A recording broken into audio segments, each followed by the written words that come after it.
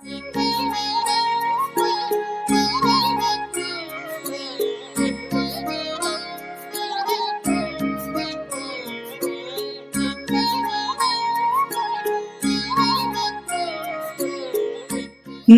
का आगमन।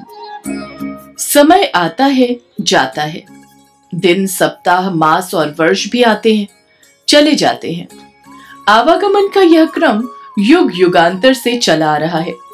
क्षण क्षण परिवर्तनशील प्रकृति का दृश्य नवीनता का प्रमाण है। यह काल की गति का परिणाम भी है, इसलिए हर पल को स्वीकार करना चाहिए, परिवर्तन का स्वागत करना चाहिए, भूतकाल से अनुभव लेना चाहिए और भविष्य काल पर आशा रखनी चाहिए, लेकिन वर्तमान पर विश्वास रखना चाहिए। यही उचित प्रयोग है। भारत सहित अन्य देशों में नव संवत्सर आरंभ हो रहा है।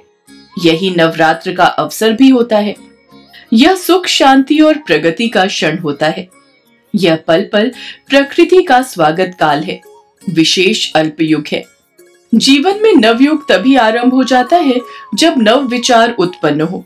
विचार में ऊर्जा होती है जो प्रगति की राह बनकर मनुष्य को शिखर पर पहुंचा सकती है, इसमें कोई संशय नहीं है।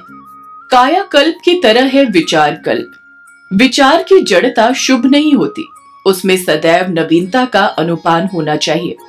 विचारों के प्रवाह में दिशा परिवर्तन की बात शामिल है, न कि विचार के परिवर्तन की।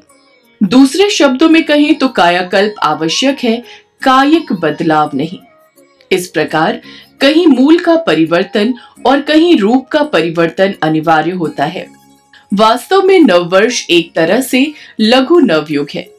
हमें जीवन में इन लघु युगों का सत्कार निरंतर करें, न्यून कालखंड ही क्यों ना हो।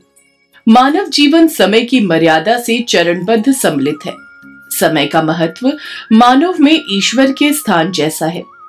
यद्यपि इसे कोई कोई मानव ही समझ पाता है। जो इसके महत्व को समझ इसका सदुपयोग करता है, उसका जीवन संवर जाता है। वहीं जो समय की क्षति करता है, उसके जीवन में हानि प्रकल्पित है। समय के रूप में हमें नवयुग की वास्तविक अवधारणा को आत्मसात करना होगा, तभी हमारा कल्याण हो सकेगा। हमारा ये वीडियो अगर आपको पसंद आया हो तो हमें लाइक, शेयर और सब्सक्राइब जरूर करें।